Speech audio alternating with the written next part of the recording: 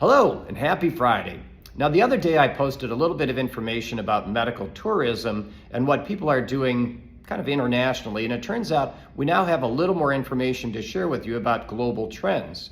A recent report by the International Society of Aesthetic and Plastic Surgeons had shown that the interest in and the number of procedures performed in the surgical realm is up 5.5% from last year. Now, if we look at that number specifically, there are 15 million aesthetic procedures done in the world last year. Compare that to, let's say, non-surgical, which is about 19 million. Now, the curious part, though, is most of that growth is surgery of the head and neck area specifically. In other words, facelift, eyelid surgery, and things like that. Those are all up 19%. Where's that taking place? Well, of course, number one on the list is the United States. Not a big surprise. 6.6 million people, 6.6 million procedures in the United States last year, followed by Brazil at really only a little over 3 million, so really twice as many, but of course we've got a higher population. Other entries in there are Japan and South Korea.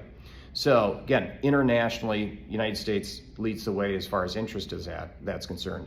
If we also dissect the actual specifics of those, if we look at, let's say, the surgical realm, again, what we see internationally is very similar to the United States.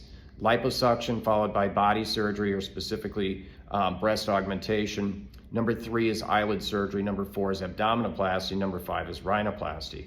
In the non-surgical realm, again, just like in the United States, Botox number 1, well, the botulinum toxin. Number 2 would be soft tissue fillers, laser hair removal, non-surgical skin tightening, and then non-surgical fat removal. So the trends themselves mimic what we still see in the United States as well.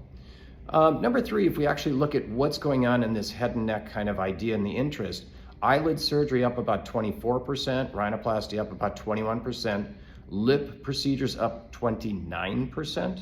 So again, lots and lots of interest in there. Compare that to, let's say, breast surgery, which is down 5% internationally, and abdominoplasty is down about 0.5%. So again, fairly neutral there.